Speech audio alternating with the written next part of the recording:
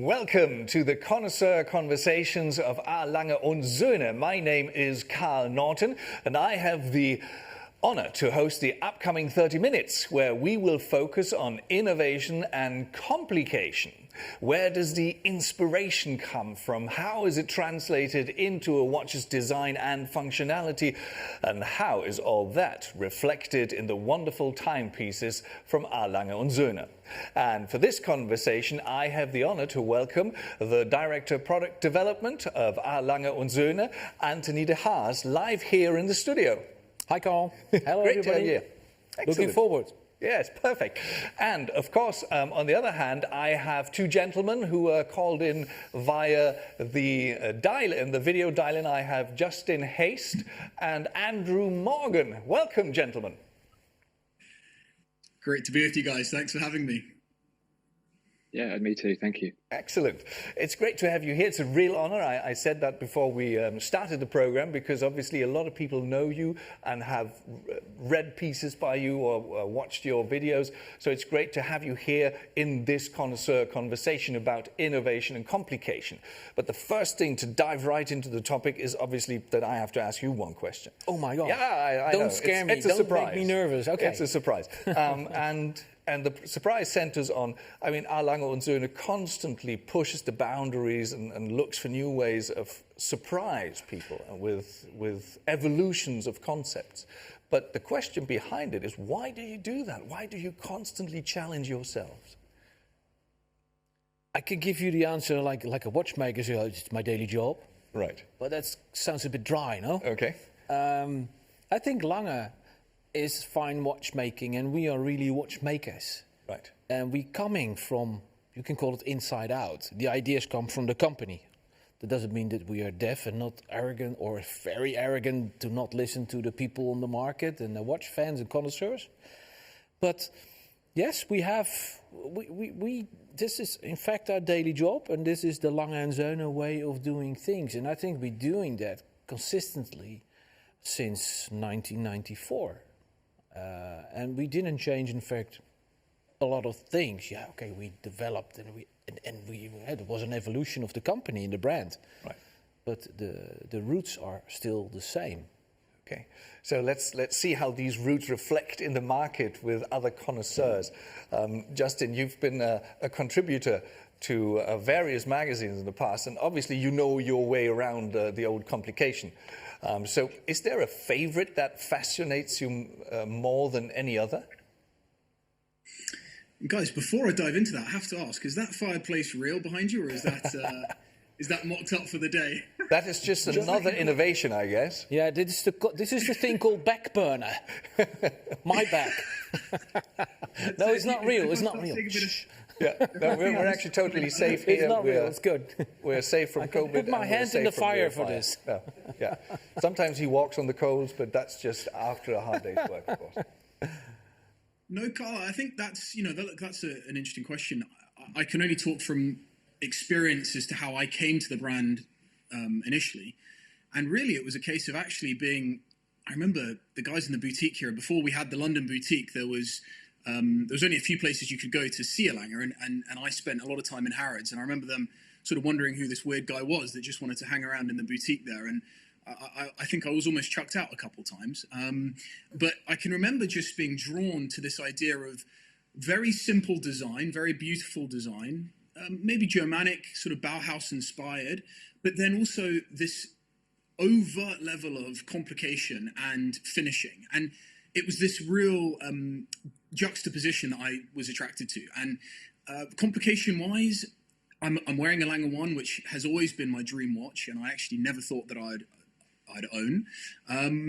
But I would have to say the Zeitwerk, because again, it epitomizes what Lange really is. It's this idea of simplicity actually not being the case, but real complexity behind the dial. So, watchmakers like Anthony know that, the Zeitwerk takes a great deal of complexity to deliver its function, but really it looks very simple on the outside. So that's the joy of the brand for me. And actually, people who admire what you're wearing often don't appreciate the work that's gone into it, and they really never get to appreciate the finishing that's obviously visible through the back most often. Right. Okay. So there we have it. Number one is the Zeitwerk, but obviously we're going to ask Andrew roughly the same question. I mean, there are quite a few reviews of our Lange Söhne timepieces on Watchfinder that you did. Was there any moment when you thought, God, this complication is just, I'm just so grateful that I can say a few words to it, and how the people reacted?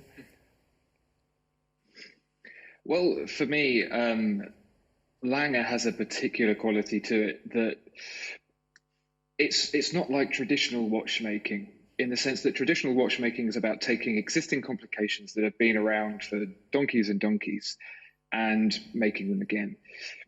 Lange does something very different to that. It takes a new idea, a fresh idea, and it brings out something that people didn't expect. And there are so many examples of that, behind the typical tourbillons and perpetual calendars and things like that, examples where you'd think, how on earth did they think of that? And I have a theory about this. I think that maybe a decade or so ago, perhaps a little bit longer, someone in senior management, we won't say who, at Lange, perhaps didn't say hello to one of the watchmakers, didn't treat them very well, perhaps, they were busy, they didn't get to say hi. And so that watchmaker thought, for every day for the rest of my life at this company, I'm going to think of ideas that make them wake up with a headache. I'm not going to say, yes, we'll just have a tourbillon. I'm going to say, we'll have a tourbillon with a piece of dial in front of it that moves out of the way at a particular time.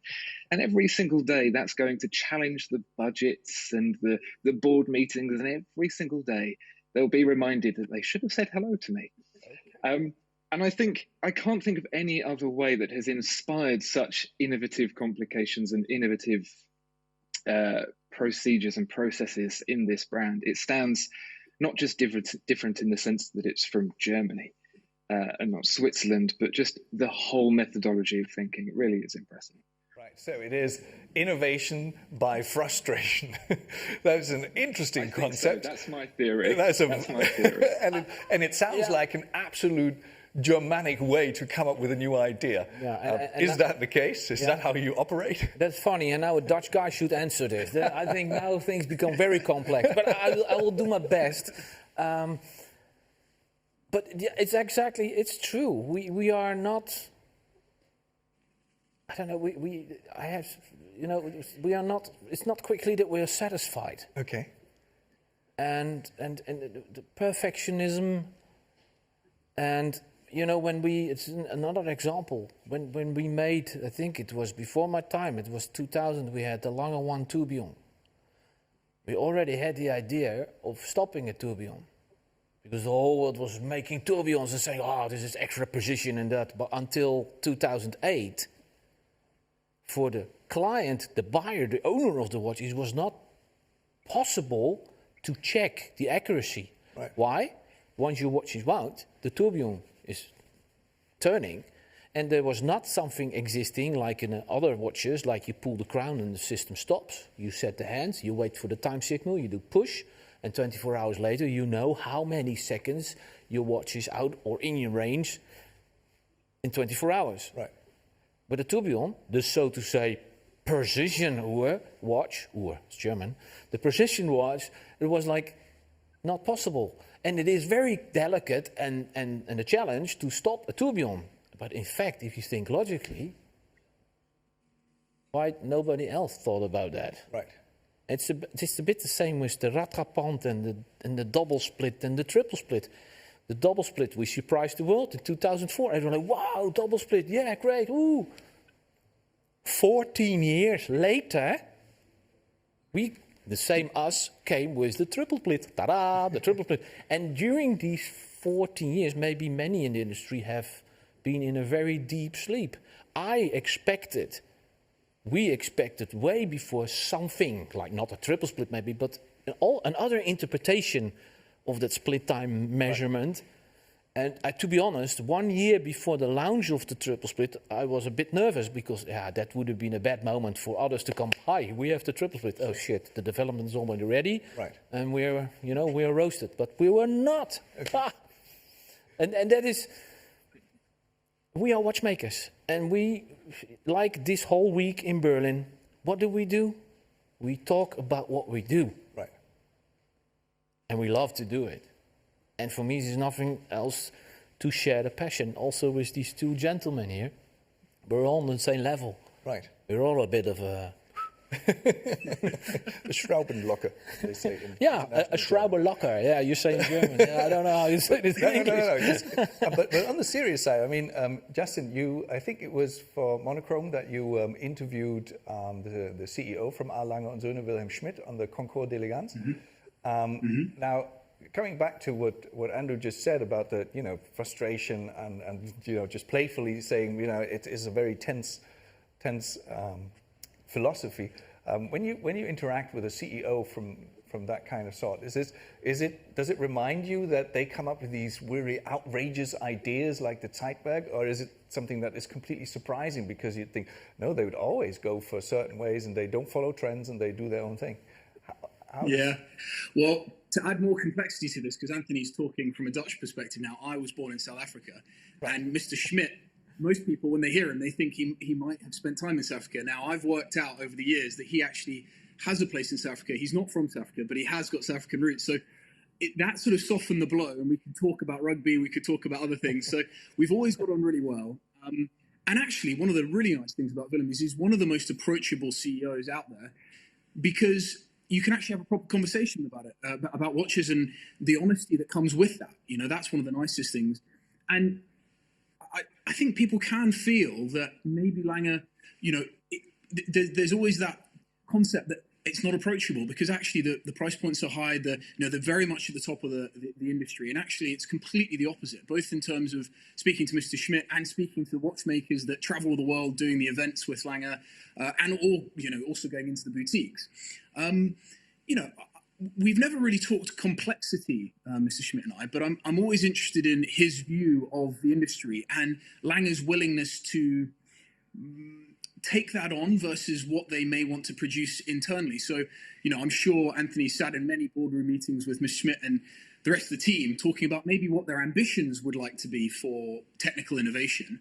But actually, there's always that interesting position where you're looking at what the industry might be demanding or asking of you as a brand, but then what you really want to create internally. So, no, we've had some great conversations, but not specifically on that. I sort of wondered actually if Anthony, if there was a project that came to mind that you had actually had to turn your back on because you realised maybe you'd taken on a little bit too much or more than you'd have wanted to from a technological perspective. That's a good point. Let's see. I didn't get understood the question. Okay. If there had ever been a project that you had to turn your back on and walk away from because you took on too much in order to turn this into a reality. A kind of a Moby Dick. Yeah, you can that's a very literature-wise thing. Of course, when you develop, right. Sometimes you're following your dreams. That's actually what we did with the Zeitwerk. Yeah. But we have some other projects which we had and we believe to do that. And it's always a balance. Many people think, what is technical possible? That's the one point. Mm-hmm. But then make it technical possible if you're doing new stuff that the people also understand, and they have they understand it so that they are willing to pay a price for this. You can say, this watch can do this and that. Yeah, it costs $2 million, and nobody, they're all looking at you. Okay, marvelous piece of thing, but no, that's not a good thing, I think.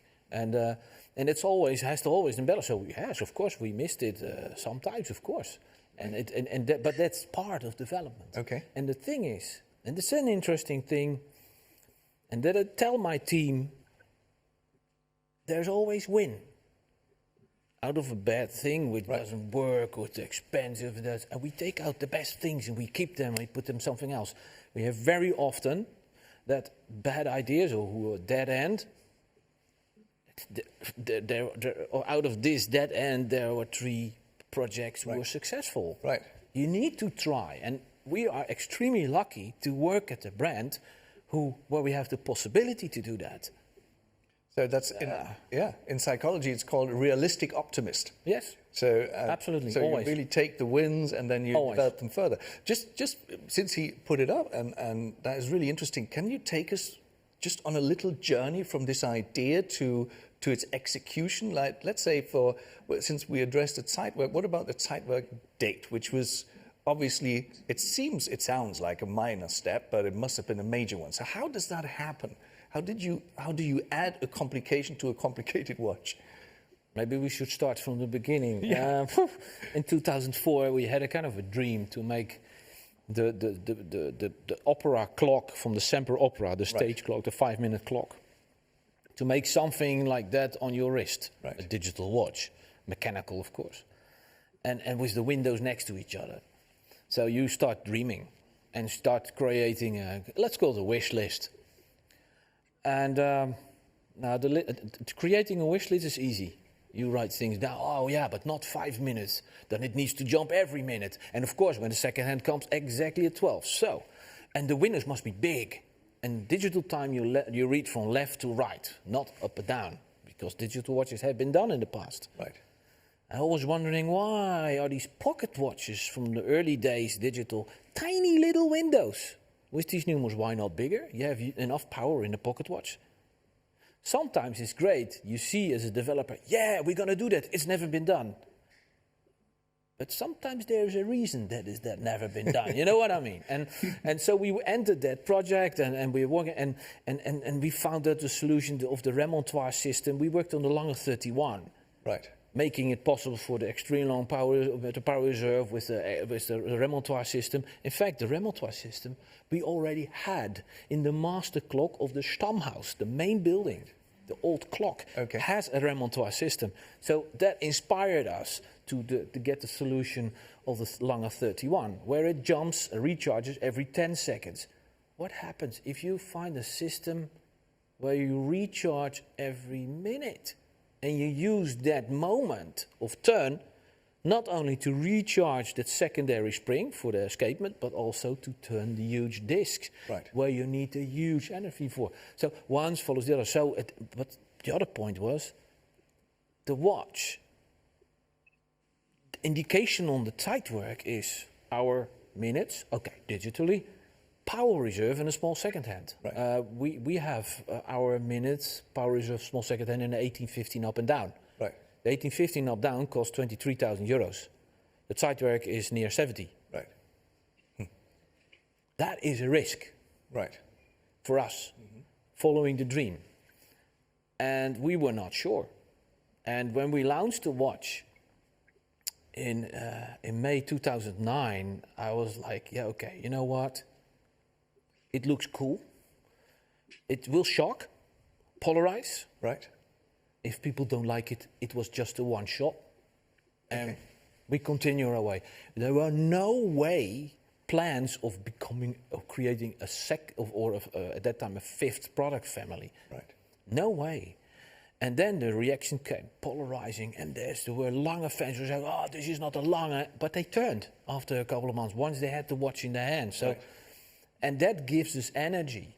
And then in the summer of 2009, I'm running around with a prototype, and I said in half dusk dawn, it's hard to read, the numerals are quite deep. Would it be great if there would be something possible like luminous hands, but then the numerals, and then the idea of the luminous was born. Right. That's how things go. Okay. Again, quite logical thinking. Why logical thinking? Because it's logical for us, because we are doing watchmaking. So you have your product, your watch, and you look at it and you say, oh. And that was the same with the Zeitwerk striking time. Right. The striking time, and it's maybe a bit of a controversial comparison. You know the Casio LCD watches from the 80s. You know, these little first, and they had an alarm and a chrono and the little pushers. Right. They still are there. You can still buy this stuff. And every hour they do beep.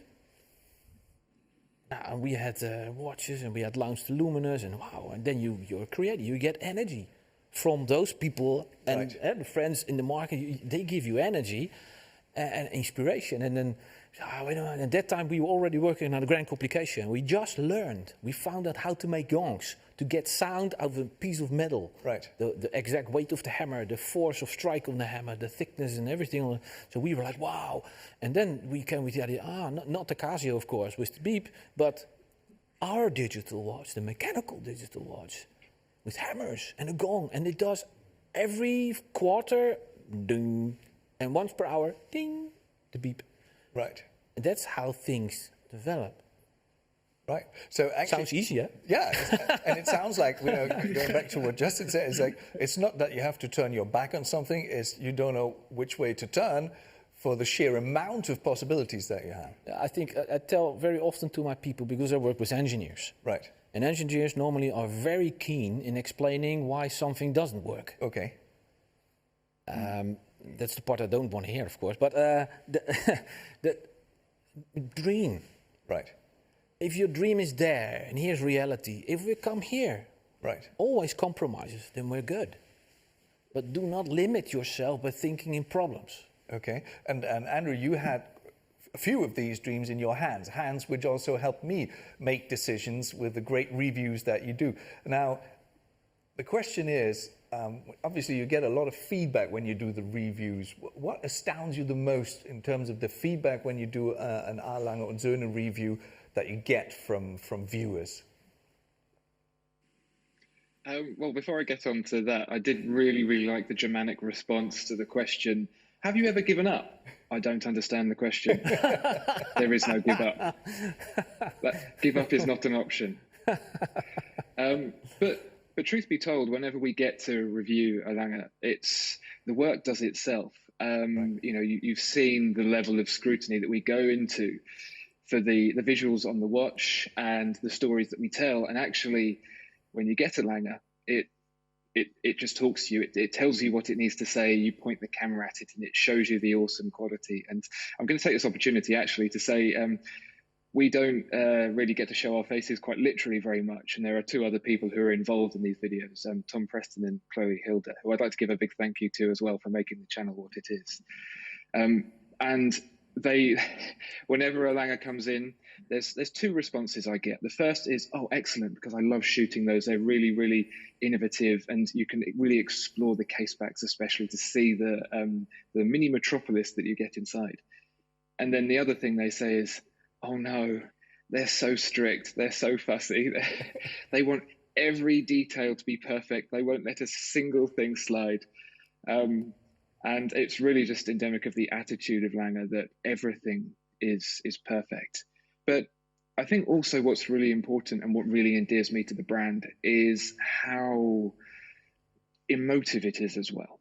Watchmaking can become a very serious thing, and you hear about serious collectors and you wonder at what point people start to remember the fun in it. But actually, a Lange watch is all about the fun and the exploration of the what if.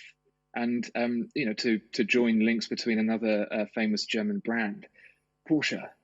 Porsche could quite happily in the latest GT3 say, no, emissions, turbocharging, but they want their engines to rev and to sing and be enjoyable. And it's exactly the same with the Lange. It's with the Zeitwerk striking time, it's primarily an audible complication, but it's become a visual one as well. You can enjoy watching the complication in action. So actually, when you go to look at the time and it chimes the hour and you forget to read the time because you're too busy enjoying the look, you go ding, and you get to hear, yes, I need to check the time, because you can get so lost in just that visual exploration of the gongs and the hammers and just the sheer unusual layout of it. Right. I think I did some research, and it's the internet, so it's not really called research. It's stumbling on bits and pieces that have been quoted out of context. But I found that Justin said something about his Grand Lange 1, a never-ending quest for less but better. And then I found a review of the Lange 31 by you, Andrew, and I thought 31 days power reserve is not less. It's a lot. So I don't know if you remember off the top of your head when you tried the winding mechanism for the first time. So did that feel like an innovation, or was that rather something where you go, why on earth did they do that? Oh, the key, because I didn't know that it came with the key. Right. I knew about the watch, and we had the watch to look at and review, and the idea of this enormous barrel and the 31 days of power reserve. And then it was like, oh, and here's the key. The key, it's not a door. But of course, the torque required to wind such a large spring requires an innovative solution. But you take the logic of it, that's all very well and good, that's very Germanic, that's very Lange, but the actual key, it's like ASMR for your fingers. The weight of it and the feel of the knurls and the curve and the shape, it was like it was custom made for my own fingers. And you turn it and it goes click, click, click, click, click. And it's just the most satisfying thing. And thank goodness there are 31 days to wind, because you want to keep winding it. And when you get to the end, you sort of feel a little bit like, oh, I want to do it again. But you know, I'm sure people who can afford one can afford two to keep winding them up alternatively. But it was, for me, that key said everything about the brand. Because normally you buy a watch, it has a box, it has some other bits, maybe a loop and an extra strap. But this thing came with a whole other toy that you can play with. Right.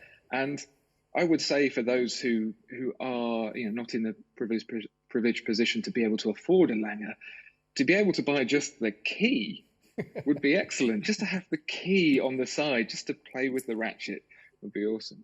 That would be an interesting giveaway.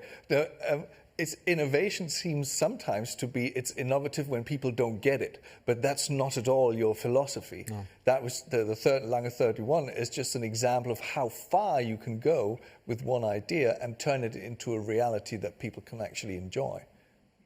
Exactly. So, yeah, and there's I want to bring Justin back into the discussion now. Obviously, we have time constraints here as well. So every discussion, every connoisseur conversation we had so far, and this is, if I'm not mistaken, the fourth, always brought me into trouble because I never could ask the questions that I wrote down, painstakingly researched, which is great because it's very enjoyable getting your opinions and your experience.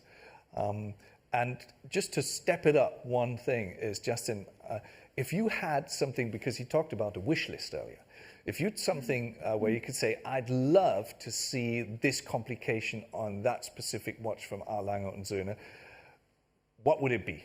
Oh, wait a minute, I get my notebook. No, Anthony, put it away, because, the truth be told, someone once said to me, and it's a conversation that goes on a lot with watch guys and girls, is, what's the grail watch and what's the dream watch? And I honestly, hand on heart, said, this is the watch here. I've already got it. And honestly, it's this Grand Lange one, the 117025. Right. Originally launched in 2012. In fact, there she is. But I have to go back and actually say to Andrew that before this came onto the scene, I actually did get given a little balance cock, which was engraved at a Lange event, and that for me was, I guess, the key for you. It was kind of everything I could have ever wanted from the brand, and actually. Talking of moments, and finishing and complexity, Lange in many ways has been my go-to for friends who've wanted to get into watches or may not have understood why I've got the passion that I have for watches. And all I've done is shown them the back of a data graph and basically said nothing. A bit like with the YouTube videos, right? You don't actually need to say very much. You just turn the watch over and show it to them, and then suddenly they get it. And that's pretty much it. But if I were to advance any reference that's currently listed with Lange, I would actually look to reduce the Zeitwerk's thickness slightly.